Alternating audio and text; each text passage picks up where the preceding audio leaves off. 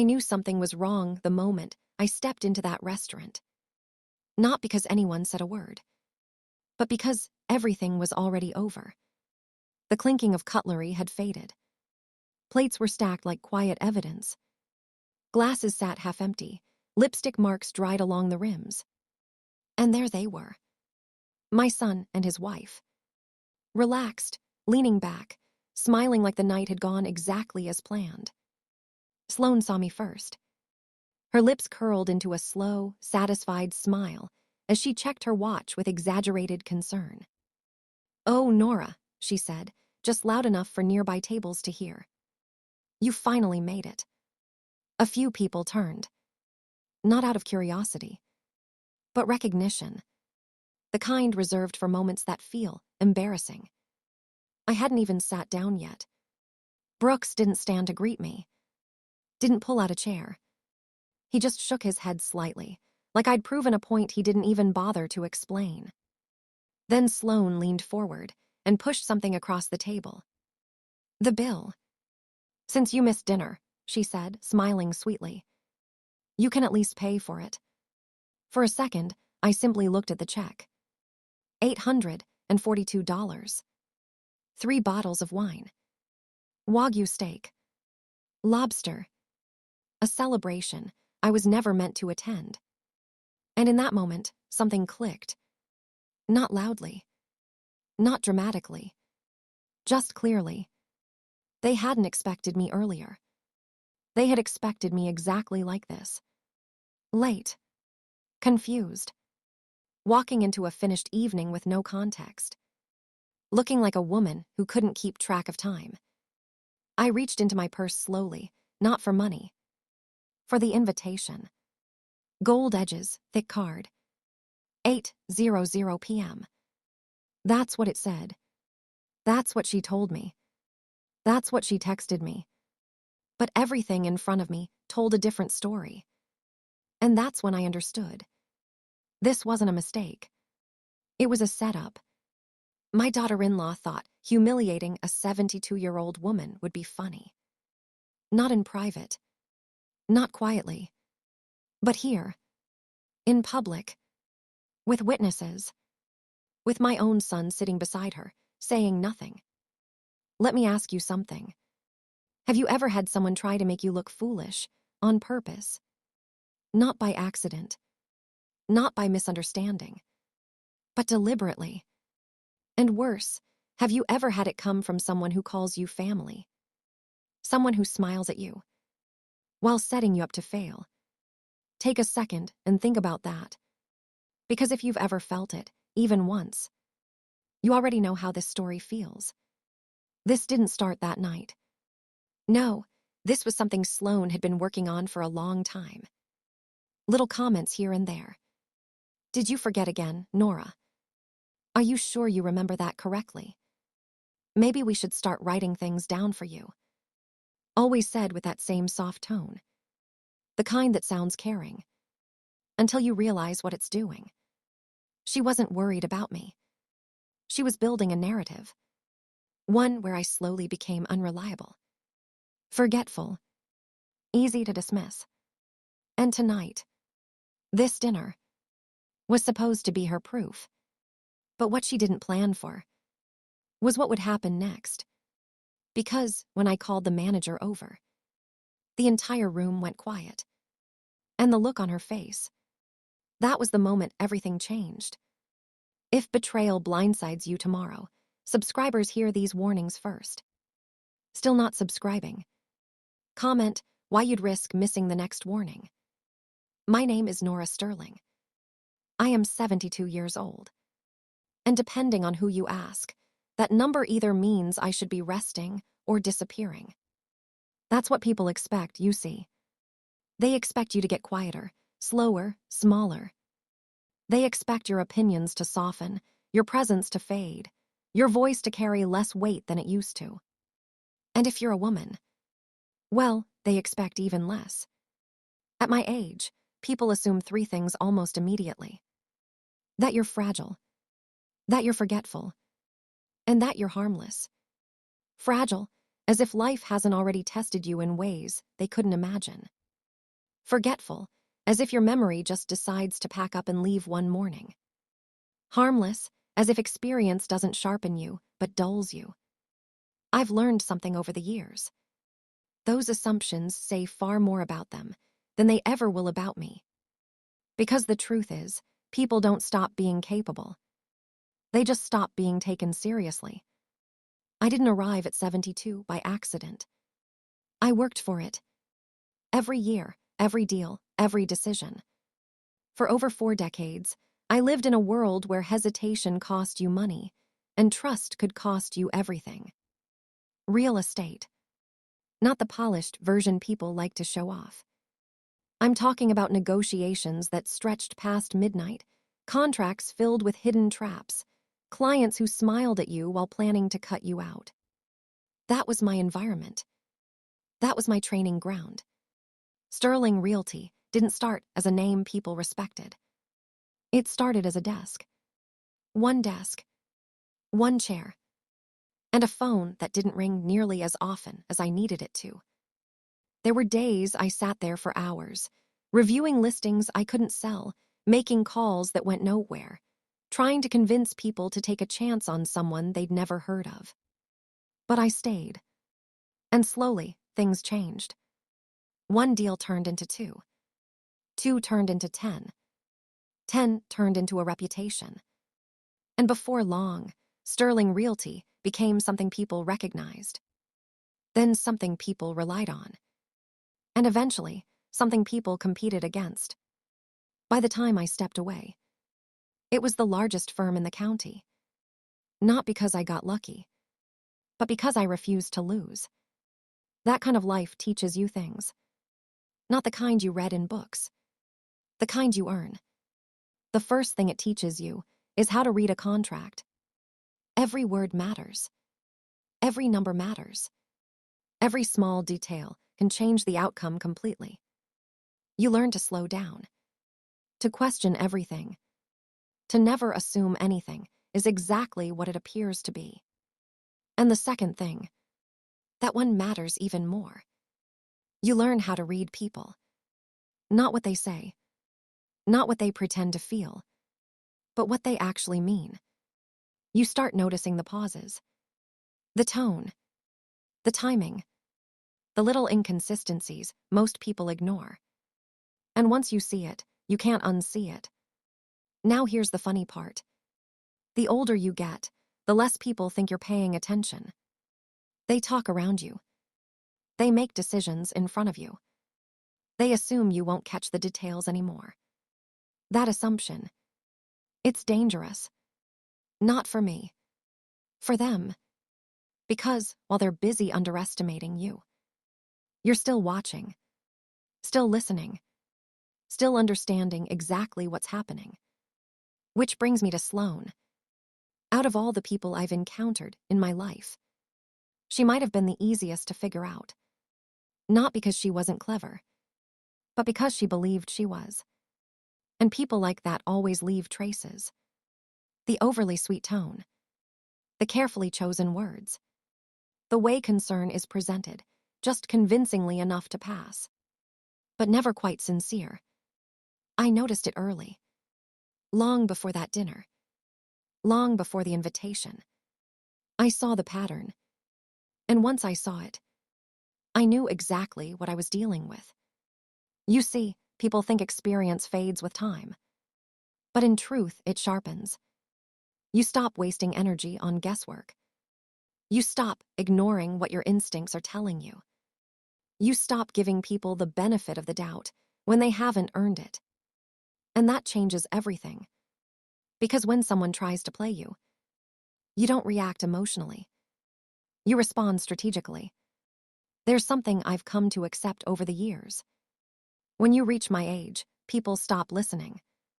But they never realize you're still watching. And sometimes, that's exactly what gives you the advantage. So let me ask you something. Be honest with yourself. Do people underestimate you? Do they assume you don't notice things?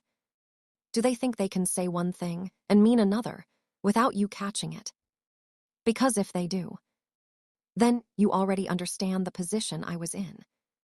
The only difference is, I decided not to ignore it. My son's name is Brooke Sterling.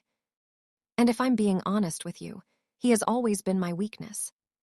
Not because he earned it, but because he was mine. When he was younger, Brooks had a way about him, a natural charm that made people lean in when he spoke. Teachers liked him, friends followed him, doors opened for him without much effort. He didn't have to fight the way I did. And at the time, I thought that was a blessing. Now I understand it was also a problem. Brooks grew into exactly what his younger self hinted at. Confident, likable, easy to be around. But there was something missing. Discipline.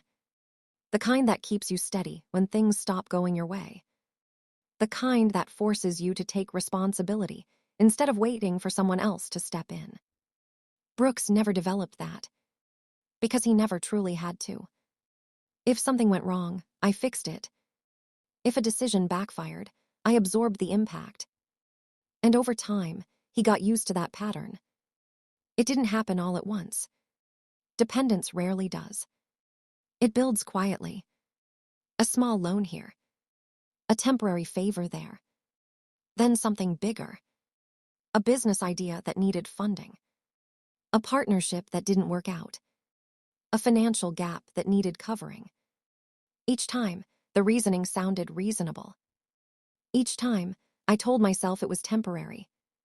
And each time, I stepped in. Not because I had to, but because he was my son. Then Brooks met Sloane. And everything shifted.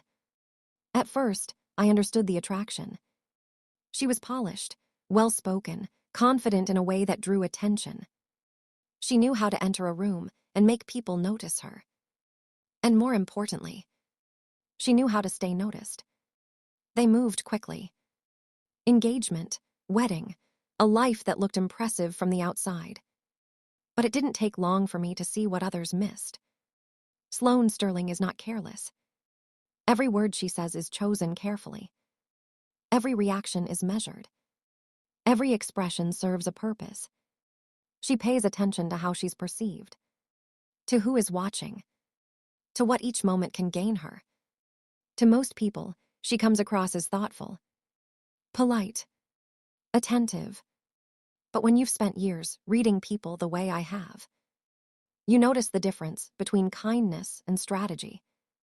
And Sloane, she operates on strategy. For Sloane, life isn't just about living. It's about winning. Not openly, not loudly, but constantly. She compares everything. Homes, clothes, vacations, social circles. And she always positions herself to come out ahead. That's why she married Brooks. Not because of who he was, but because of what he had access to. From the beginning, Sloane saw me clearly. Not as family. Not as someone to build a relationship with, but as an asset, a resource, and eventually, an obstacle. Because as long as I remained in control, she couldn't fully step into what she wanted.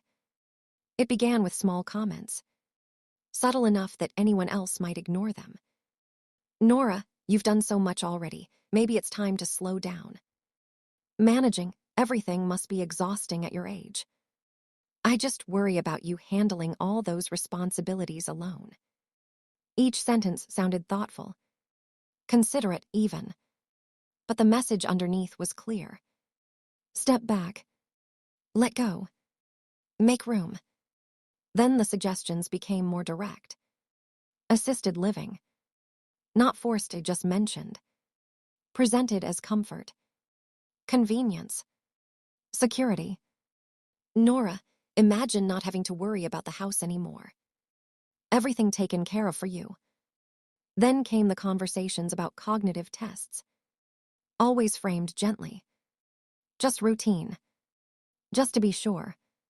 But the intention behind it wasn't reassurance. It was documentation. Something they could point to later.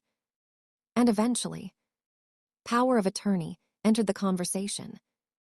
That's when everything became clear. Because that isn't a casual suggestion. That's control. Control over decisions. Control over finances. Control over everything I had spent my life building. And Sloane didn't bring it up once. She brought it up repeatedly. Carefully. Patiently. Waiting for the right moment. It didn't take long for me to connect the dots. Sloane wanted two things. The house. And the money. The big house wasn't just a property. It was status. History. Position. And the finances behind it. That was freedom. Not the kind you earn. The kind you inherit. Here, what most people didn't know. The life Brooks and Sloane were living wasn't theirs. I was funding it. The Range Rover parked in their driveway. In my name. The business debt Brooks never managed to recover from. Handled by me. The house they lived in. Maintained by me. Quietly. Consistently. Without conditions. At least not at first. And yet, despite all of that, I became the inconvenience. The one they had to manage. The one they spoke about in lowered voices. The one they treated like a problem, waiting to be solved. Not openly. Not directly. But in ways that were impossible to miss once you started paying attention. Respect doesn't disappear overnight. It fades. Gradually. Through small actions. Dismissive tones. Decisions made without including you. Moments where your presence feels less welcome than it used to. And once that shift happens, everything else follows. So let me ask you something. And I want you to really think about it. Have you ever helped someone? Given your time, your effort, your support, only to realize they didn't appreciate it? Worse, they expected it. And when you stopped, they resented you for it. Because that's a different kind of realization. One that changes how you see everything that comes after. Sloane didn't call before she came over. She rarely did. She preferred to arrive unexpectedly, always with a reason that sounded thoughtful on the surface. That afternoon, she stood at my front door holding a cream-colored envelope between her fingers, like it was something important. "Hi, Nora," she said, stepping inside before I even fully opened the door. "I didn't want to trust this to the mail." Her tone was warm. Carefully warm. The kind of warmth that feels practiced. She handed me the envelope with both hands, watching my reaction more than the envelope itself. It was heavy. Not just in weight, but in intention. Inside was a card made from thick cardstock, the kind that doesn't bend easily. The edges were lined with gold foil that caught the light every time I tilted it. This wasn't something printed at home. This was designed to impress. To signal importance. To make the recipient feel included. "It's for our anniversary dinner," Sloane said, smoothing an invisible crease along her sleeve. She didn't sit. She stood there, waiting. Watching. "It's been 10 years since our first date," she continued. "We wanted something intimate, just a small dinner, close family." She paused for a moment. Then added, "And of course we want you there." The words were right. But something about the delivery didn't settle. I opened the card fully. The lettering was elegant. Precise. Every detail carefully arranged. Anniversary celebration. The gilded oak. And just beneath that, 8:00 p.m. Clear. Simple. Unmistakable. I read it twice. Then once more. Sloane leaned slightly closer, her voice lowering just enough to sound personal. "Don't be late," she said softly. "I know keeping track of time can be tricky sometimes." There it was. Not loud. Not obvious. But intentional. A small sentence designed to land exactly where she wanted it to. I looked up at her. She was smiling. The same composed expression she always wore. waiting for me to accept it without question. "I'll be there," I said, closing the card gently. I wouldn't miss it. And I meant that. Not because of the event, but because by then, I had already started paying attention more closely. Sloane nodded, satisfied. "Good," she said. "They're very strict about timing. I'd hate for anything to go wrong." Anything to go wrong. The phrasing lingered longer than it should have. After she walked out, the house felt quieter than usual. Not peaceful, just still. I placed the invitation on the kitchen counter and stood there for a moment, looking at it. Everything about it appeared perfect. The design, the wording, the presentation. But something didn't sit right. And I've learned over the years. When something feels off, it usually is. Later that evening, my phone lit up with a message. From Sloane. Just a reminder, dinner at 8:00 p.m. See you there. Short, friendly, reinforcing the same time. 8:00 p.m. 2 confirmations now. The card, the message, both aligned, both consistent. I had just set my phone aside when my tablet chimed from across the room. A soft notification. Easy to ignore. But I didn't. I walked over and picked it up. It was a calendar alert. One I didn't remember creating. At first glance, it looked ordinary. Just another scheduled event. But then I noticed the details. The event title caught my attention. Sterling dinner reservation. Same location. Same date. Same names. But the time was different. 6:00 p.m. I stared at it for a moment. Then I checked again. Same entry. Same details. 6:00 p.m. Not 8:00. I went back to the invitation. Ran my fingers along the lettering. 8:00 p.m. Clear as before. Then I checked the text message. Still there. Still 8:00 p.m. Now there were 2 versions of the same evening. One printed. One digital. And they didn't match. I stood there in my kitchen, holding both pieces of information in my mind. 2 times. 2 confirmations. One event. So the question became simple. Was this an honest mistake? A scheduling error? A mix-up between systems? Or was it something else? This is where experience matters. Because when you've spent years reviewing contracts and agreements, you learn something very important. Mistakes don't repeat themselves this cleanly. Not across multiple forms. Not with this level of consistency. If it were an accident, there would be confusion, corrections, follow-ups. But there were none. Only certainty. 8:00 p.m. Reinforced twice. And that's when the feeling settled in. Not panic. Not anger. Just clarity. Something about this wasn't right. Not slightly wrong. Deliberately wrong. And the more I thought about it, the more one possibility started to stand out. Was it a mistake? Or was it planned? Because if it was planned, then the invitation wasn't just an invitation. It was something else entirely. And if that was true, then I wasn't being included in that dinner. I was being positioned for something. I didn't rush to conclusions. That's one habit I never lost. Assumptions are expensive, and I've paid enough in my lifetime to know better. So instead of reacting, I decided to confirm. Quietly, carefully, without alerting anyone. I picked up my phone and stared at the number listed for the Gilded Oak.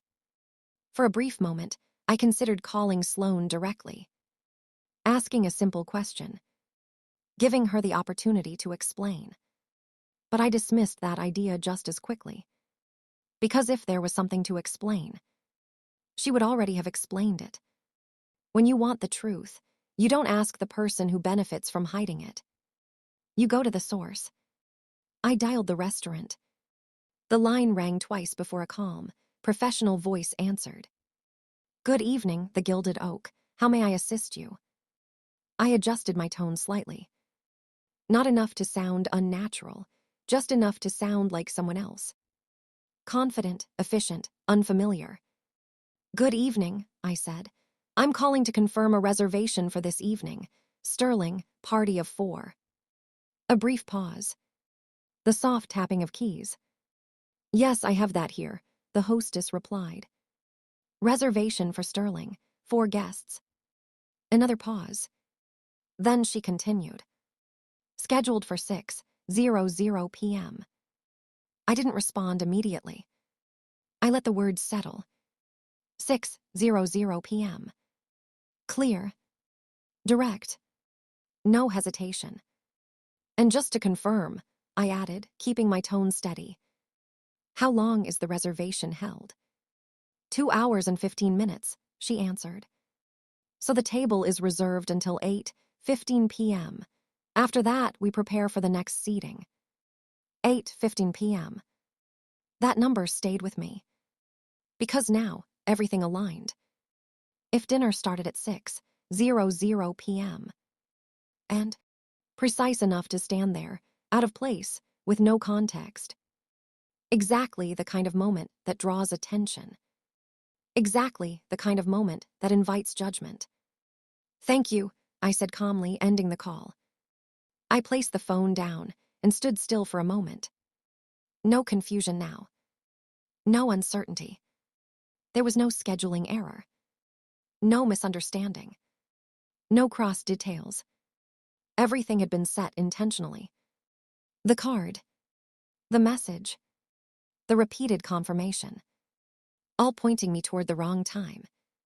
And once you remove the idea of a mistake, you're left with only one question. Why? Why go through the effort of creating 2 different times? Why reinforce the wrong one more than once? Why ensure I would arrive at the exact moment the dinner was ending? The answer wasn't complicated. It was deliberate. They wanted an audience. Not for the dinner. For me. They wanted me to walk in late, while everyone else was finishing. They wanted me to look confused, to question what I had missed, to stand there, unsure of what had happened. And in that moment, they would step in, correct me, dismiss me, in front of others. The picture became clearer with every second. I wasn't invited as a guest. I was invited as a demonstration of decline, a demonstration of forgetfulness, a demonstration of someone who could no longer keep up. And once that moment played out, it would confirm everything Sloane had been suggesting. All those quiet remarks, all those careful concerns, all leading to one conclusion: that I could no longer be trusted with my own decisions. I walked over to the kitchen window and looked out into the dark, not searching for anything in particular, just thinking. They wanted me to appear confused, forgetful, senile, not in private, in public, where it would matter, where it would stick, where it could be repeated later as proof. And what struck me most wasn't the plan itself. It was how calmly they expected me to accept it. There are moments in life where something inside you settles. Not loudly, not dramatically, just firmly. This was one of those moments. Because I realized something important. They weren't testing me. They were counting on me. Counting on me to walk into that restaurant at 8:00 p.m. Exactly as instructed. Counting on me to react the way they expected. Confused. Apologetic. Uncertain. Now I could have called them. Confronted them. Asked questions. Forced an explanation. But that would have ended it too soon. And more importantly, It would have given them control over the outcome. So I chose something else. I chose to let it play out. Exactly the way they planned. Because when someone sets a stage for you, you don't always have to refuse it. Sometimes, you step onto it and change the performance entirely. I picked up the invitation one more time, ran my fingers along the gold lettering again. 8:00 p.m. The time they wanted me to follow. The time they expected me to trust.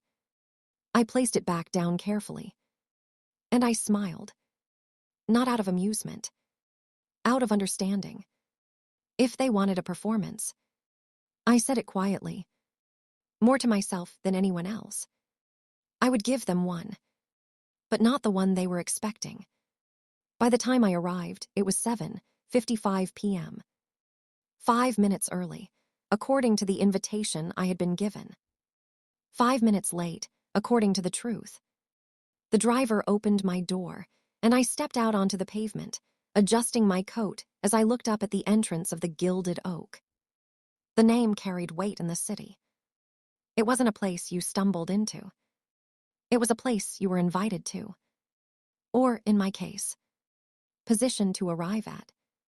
As I stepped through the doors, the atmosphere wrapped around me instantly. Soft candlelight flickered across polished tables. The scent of seared steak and butter lingered in the air. Glasses touched gently in quiet celebration. Low conversations filled the room without ever rising above a certain level.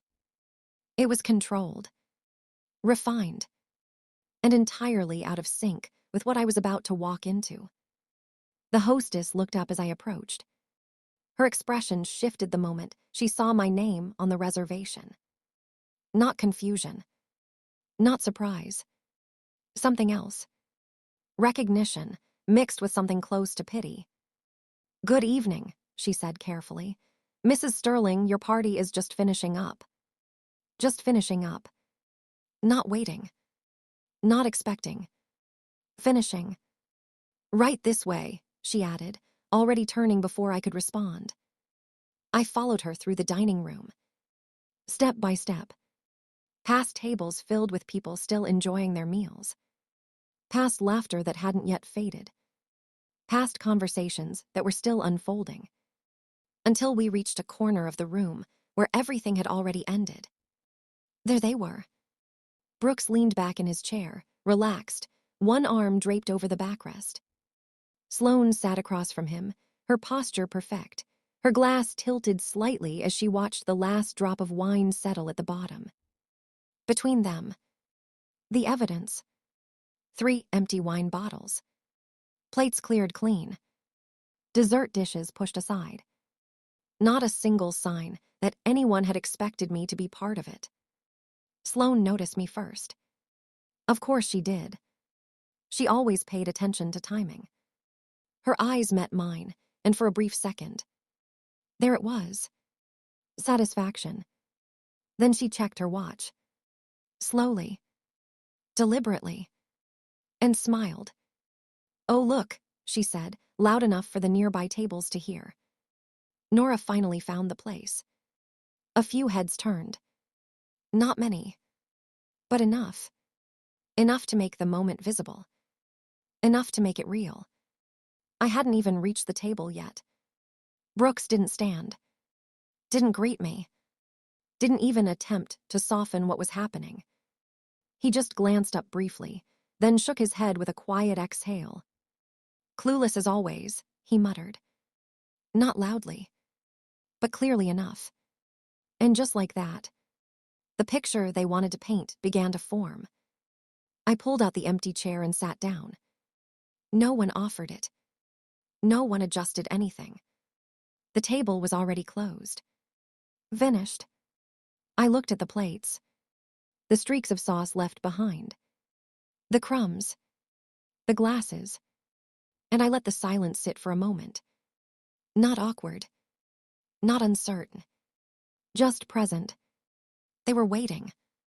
Not for me to speak, but for me to react. To question. To apologize. To show confusion. to confirm everything they had been building toward. Sloane leaned forward slightly, her fingers resting lightly against the edge of the table. Watching, measuring, waiting. "Well," she said, her voice light, almost amused. "Since you missed dinner." She reached to her side and picked up the leather folder resting near her plate. Then she slid it across the table toward me. Smooth, unhurried, controlled. "You can at least pay for it." The folder stopped directly in front of me. I didn't open it immediately. I didn't need to. The gesture alone said enough. But after a moment, I reached forward and lifted the cover. $842. Itemized in neat, printed lines. Wine. Steak. Seafood. Dessert. Everything accounted for. Everything consumed. Without me.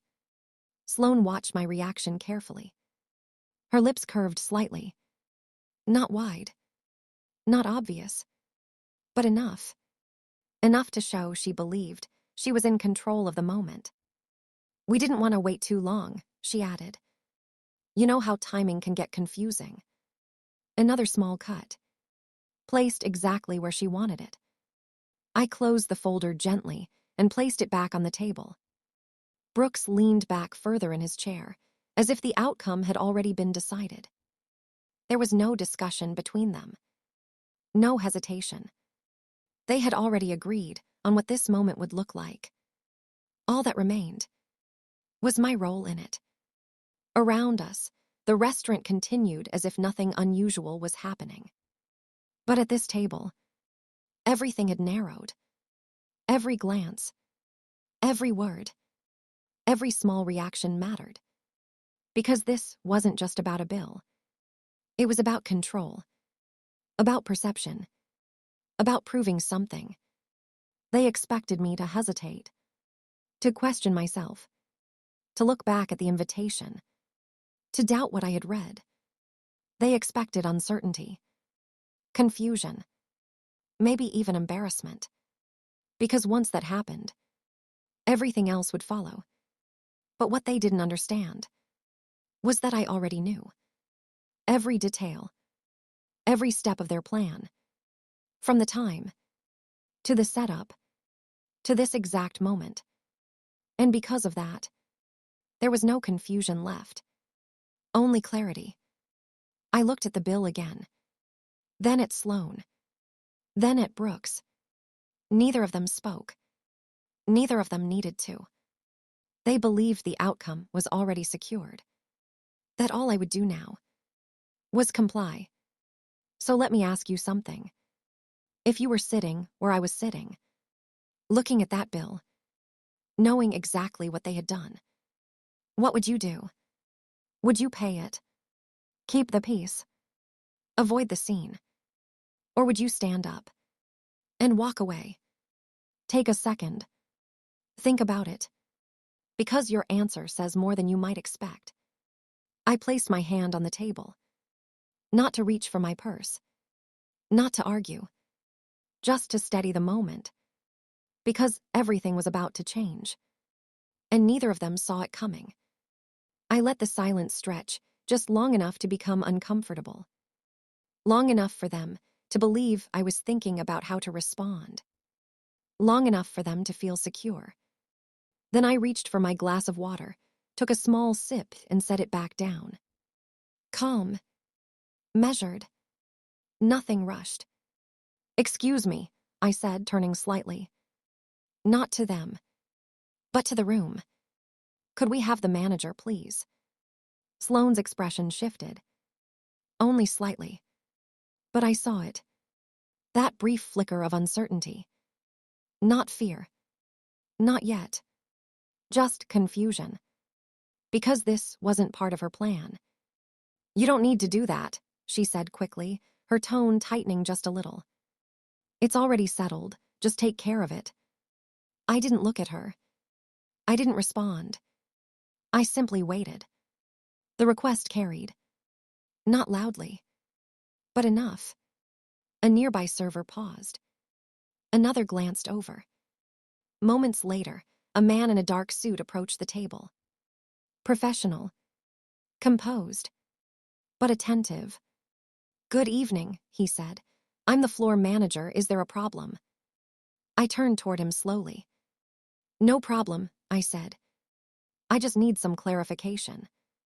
His posture remained steady, but his attention sharpened. "Of course," he replied. I placed my hand gently on the bill. "This charge," I said. "I'd like to understand why it has been presented to me." For the first time that evening, someone hesitated. The manager's eyes shifted briefly toward Sloane. Then back to me. A small pause. Just long enough to confirm something wasn't quite right. "Well," he began carefully, "we were given specific instructions regarding this reservation." I held his gaze. "And what instructions would those be?" Another pause. Sloane shifted in her seat. Brooks leaned forward slightly now. The comfort they had a moment ago was beginning to fade. The manager cleared his throat. "We were informed that if an elderly woman arrived at 8:00 p.m. He stopped. Just for a second. But it was enough. I finished the sentence for him. "You were told to give her the bill." The manager exhaled quietly. "Yes." And just like that, the entire tone of the table changed. The air didn't move. Conversations nearby softened. Not because anyone announced anything, but because people sensed it. Something had shifted. Something important. Sloane didn't speak. Brooks didn't move. And for the first time that evening, they were no longer in control. I reached into my purse and pulled out the invitation. The same card Sloane had handed me. Gold edges. Thick stock. Carefully prepared. I placed it on the table between us. Then I slid it toward the manager. "Would you mind reading the time printed there?" He picked it up and examined it. His brow tightened slightly. 8:00 p.m., he said. Clear. Simple. Exactly what it appeared to be. I nodded once. "Yes," I said. "That's what I was told." Then I reached forward again, tapping lightly on the numbers. "Take a closer look." He leaned in. This time more carefully. His eyes narrowed slightly. And then he saw it. A subtle difference in texture. A faint inconsistency in the print. Small but unmistakable once noticed. "This," he said slowly, "appears to have been altered." That was the moment everything settled into place. Not just for him. For anyone paying attention. Because now it wasn't just a misunderstanding. It wasn't confusion. It wasn't poor timing. It was intentional. Deliberate. Constructed. I didn't raise my voice. I didn't need to. I was given a time that ensured I would arrive after the meal had ended, I said calmly. And then expected to cover a bill for a dinner I did not attend. The manager looked between me and Sloane. Waiting. For something. An explanation. A denial. Anything. Sloane let out a short laugh. Too quick. Too forced. "Oh, come on," she said. "This is ridiculous. It's just a misunderstanding." But her voice had changed. The control was gone. The precision was gone. And Brooks. He was no longer leaning back. He was sitting upright now. Alert. Concerned. I placed my hand flat against the table. Steady. Unshaken. I will only pay for what I consumed. No anger. No hesitation. Just a statement. Clear. Final. I reached into my purse and removed a small bill. $10. I placed it beside my glass. For the water, I added. Nothing more. Nothing less. The manager straightened. His tone changed as well. More firm now. More direct. I'm going to need the remaining balance settled, he said, turning toward Sloane and Brooks. Otherwise, we may need to involve authorities. And just like that, the responsibility moved. Not toward me, but back to where it belonged. Sloane's composure cracked. What? She snapped. No, that's not. This is her bill. Her voice rose. Too loud. Too fast. Drawing more attention than she ever intended. Brooks ran a hand through his hair, his calm completely gone now. Just give it a minute, he muttered, glancing between the manager and Sloane. But there was no fixing it. No quiet recovery. No easy way out. I stood up slowly, adjusted my coat, and looked at them both. Not with anger, not with disappointment, but with clarity. The kind that doesn't need explanation.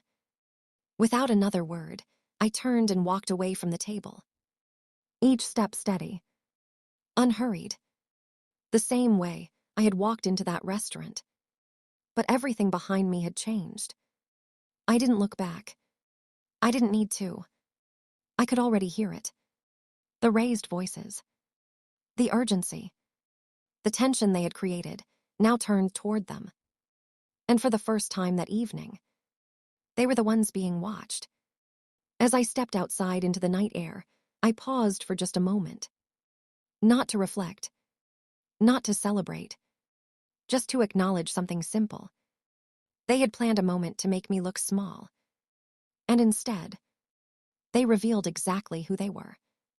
Because walking away from that table, that wasn't the end. It was the beginning of something they hadn't prepared for. And this time, I wouldn't be reacting. I would be deciding what came next. I didn't rush home. There was no need. Everything that needed to happen would happen with time. The driver asked if I was all right. I told him I was. And that was the truth. Not because the situation hadn't mattered, but because I had already decided what came next. Some people expect anger in moments like that. Raised voices. Impulsive decisions. But anger is expensive. It clouds judgment. It leads to mistakes. And I had no intention of making any. What I felt wasn't anger. It was clarity. When I got home, I didn't sit down. I didn't change clothes. I didn't replay the evening in my mind. I went straight to my study, closed the door, and picked up the phone.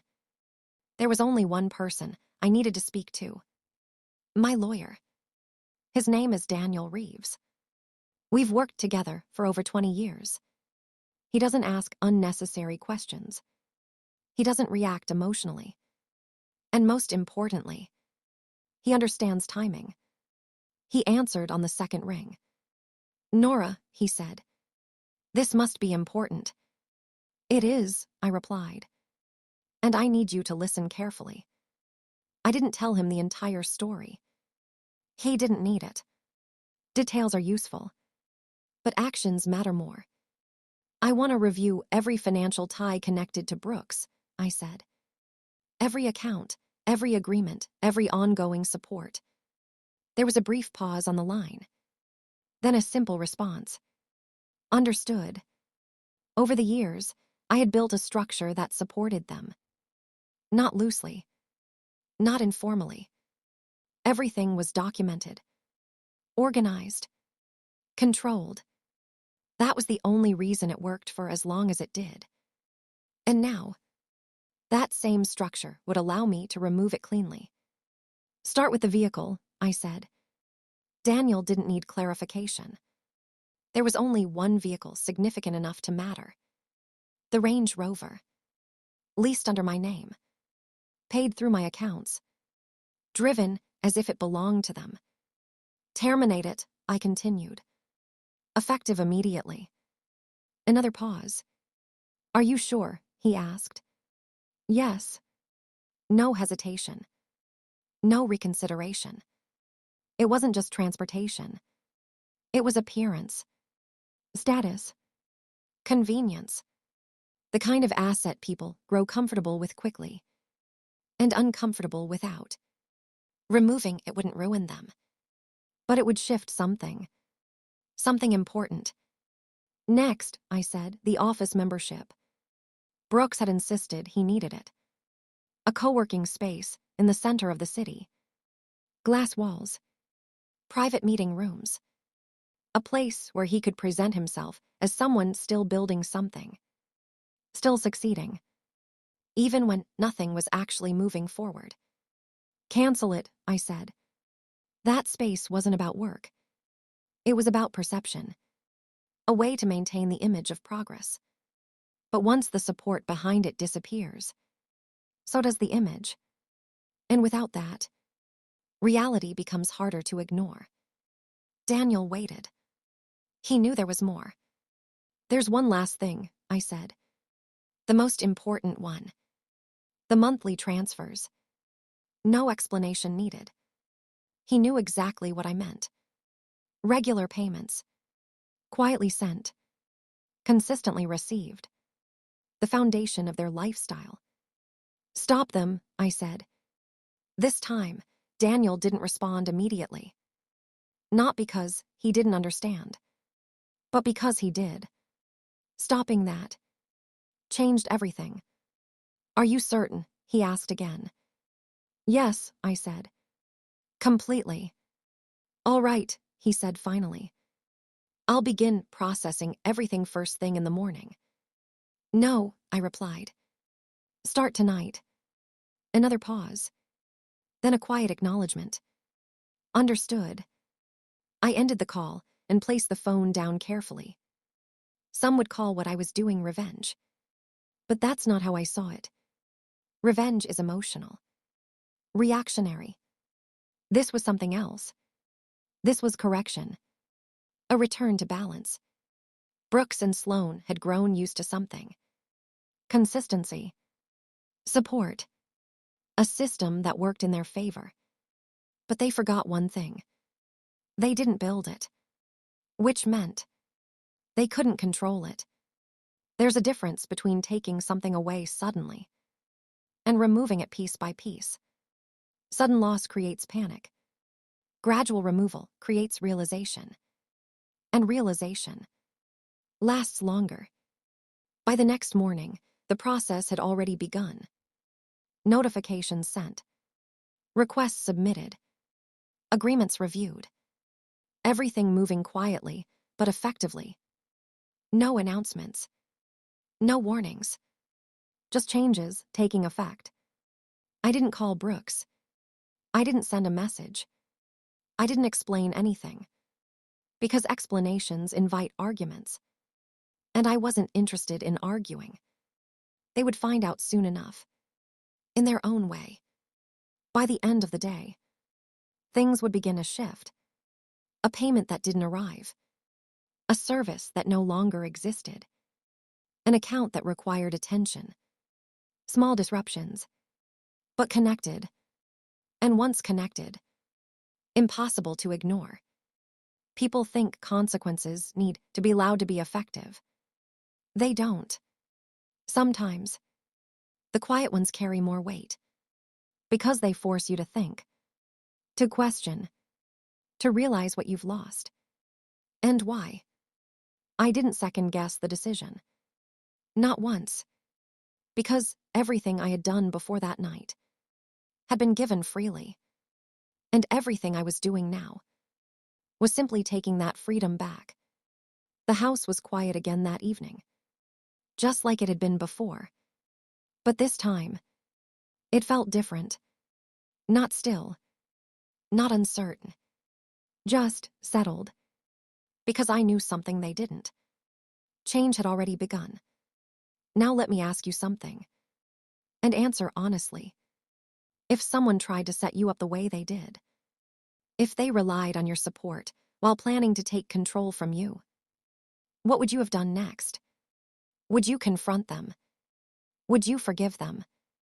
Or would you do exactly what I did? And let reality speak for you. I didn't go to the house immediately. There's a difference between acting quickly and acting at the right time. I waited just long enough. Long enough for the changes to reach them. Long enough for confusion to settle in. Long enough for questions to start forming. Because by the time I arrived, they needed to feel it. The big house stood exactly as it always had. Wide front steps. Tall windows. A structure that carried presence before you even stepped inside. I had built my life within those walls. Every corner held a memory. Every room had a purpose. And now, it was about to serve one final one. I didn't come alone. Daniel stood beside me. Calm as ever. Professional. Unmoved by anything except the task at hand. And just behind him, a locksmith. Quiet. Prepared. Carrying tools that would change access in minutes. In Daniel's hand, a folder. Neatly organized. Everything we needed. I didn't knock. I used my key. The door opened smoothly, just as it always had. Inside, the house was active. Voices carried from the living room. Sharp. Unsteady. Frustrated. They were already feeling it. Brooks turned the corner first. His expression shifted the moment he saw me. Relief, quickly followed by confusion. "Mom," he said, stepping forward. "I've been trying to reach you." He stopped when he noticed Daniel. And then the locksmith. And then the folder. Sloane appeared seconds later. Her composure wasn't what it used to be. The control she relied on had cracks now. "What is this?" she demanded, her eyes moving quickly between us. Her voice wasn't calm anymore. It was sharp. Urgent. I didn't respond to their questions. Not yet. Instead, I stepped further into the room and looked around. Everything was in place. Furniture arranged exactly as it had always been. Decor untouched. Comfort intact. For now. Daniel stepped forward and opened the folder. He didn't rush. He didn't hesitate. He simply removed the documents and held them in place. "Brooke Sterling," he said evenly. "These are formal notices regarding your occupancy of this property." The words landed. Not softly. Not gently. But clearly. "What are you talking about?" Brooks said quickly, his voice rising. "This is my house." Daniel didn't react. He simply handed him the papers. "Please review," he said. Brooks looked down at the documents. At first, his expression held resistance. Then uncertainty. And finally, understanding. This is," he started, his voice breaking slightly. "Mom, what is this?" Sloane didn't wait. She stepped forward and grabbed the papers from his hands. Her eyes moved quickly across the page. Faster. More aggressively. Then she looked up. "This is ridiculous," she snapped. "You can't just do this." I met her gaze. Calm. Calm. Steady. "I can," I said. No raised voice. No emotion behind it. Just truth. "This property is in my name," I continued. "Always has been." Daniel gave a small nod. The locksmith moved forward. Not aggressively. Not dramatically. Just doing his job. He walked toward the front door and began preparing his tools. That's when it became real. "Mom, wait," Brooks said, stepping closer now. His voice had changed. The confidence was gone. Replaced by something else. "Let's talk about this," he added quickly. "This doesn't have to happen like this." I looked at him. Really looked at him. At the man he had become. At the choices he had made. "This already happened," I said quietly. Not harsh. Not cold. Just final. Sloane's frustration turned into something louder. "This is insane," she said. "After everything we've done, you're just throwing us out." Everything we've done. The phrasing almost made me pause. Almost. I took one step closer, just enough to make sure they both heard me clearly. You confused kindness with weakness. The room went still, not because of how loud I said it, but because of what it meant. That was the moment it settled in for them. Not just the situation, but the truth behind it. The car, the accounts, the support, the house. None of it had ever been theirs. It had been given. And now, it was being taken back. Brooks didn't argue after that. He just stood there, processing, trying to find something to say, and realizing there was nothing left. Sloane, on the other hand, had run out of control.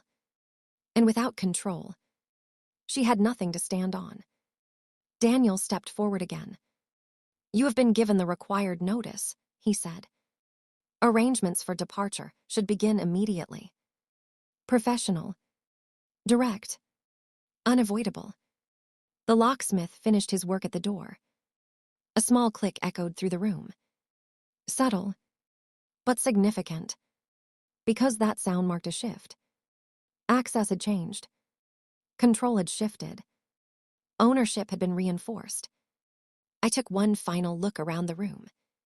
Not at them. At the house. At everything I had built. Everything I had maintained.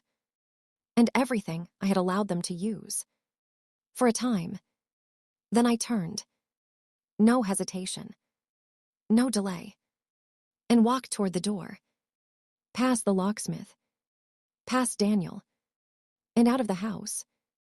Behind me, there were no more arguments. No more accusations. Only silence. Because they finally understood something they should have known from the beginning. Everything they had came from me. And without me, they had far less than they thought. The days that followed were quiet. Not the kind of quiet that feels empty. The kind that feels earned. No unexpected visits. No careful conversations filled with hidden meaning. No tension sitting just beneath polite words. Just space. And for the first time in a long while, it felt like my own again. People often ask if moments like that come with regret.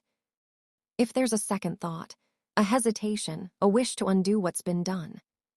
But the truth is simple. There wasn't any. Because what I did wasn't built on anger. It was built on clarity. And clarity doesn't fade overnight. Money is useful. It builds comfort. It creates opportunities. It solves problems. But it doesn't create respect. And without respect, none of those things hold value for long. That's the part people forget. They chase what they can take, without considering how they treat the person giving it. I spent years providing for people I believed would appreciate it. And for a time, they did. But appreciation can change. It can turn into expectation. And expectation can turn into entitlement. Once that happens, the relationship is no longer balanced. And when balance disappears, something has to shift. Selling the house wasn't difficult. Some might think it would be, given everything it represented. But a house is just a place. What matters is what it holds. And when what it holds changes, so does its meaning. I signed the papers without hesitation, closed that chapter properly, and moved forward. A few weeks later, I booked a cruise. No planning around anyone else. No obligations. No expectations. Just a decision made entirely for myself. The ocean has a way of resetting things. The movement, the quiet, the distance from everything familiar. It gives you room to think. And more importantly, room to stop thinking about what no longer deserves your attention. Freedom isn't always about gaining something new. Sometimes, it's about removing what no longer fits. The stress, the responsibility that isn't yours to carry. The people who mistake your kindness for permission. Once those are gone, what remains feels lighter, clearer, easier to move through. I don't hate Brooks, and I don't spend time thinking about Sloane, because holding onto that would serve no purpose. They made their choices, and I made mine. That's where it ends. If there's one thing I understand better than ever, it's this. Respect should never be negotiated. Not in small ways. Not in quiet moments. Not in situations where you convince yourself it's not a big deal. Because those moments add up. And eventually, they define everything. So let me ask you something. And I want you to answer honestly. If you were in my position, if you saw everything clearly, if you knew exactly what was being done, would you have handled it differently? Tell me the truth. Was I too harsh? Non-subscribers always miss the next warning story. If you still won't subscribe, explain why in the comments.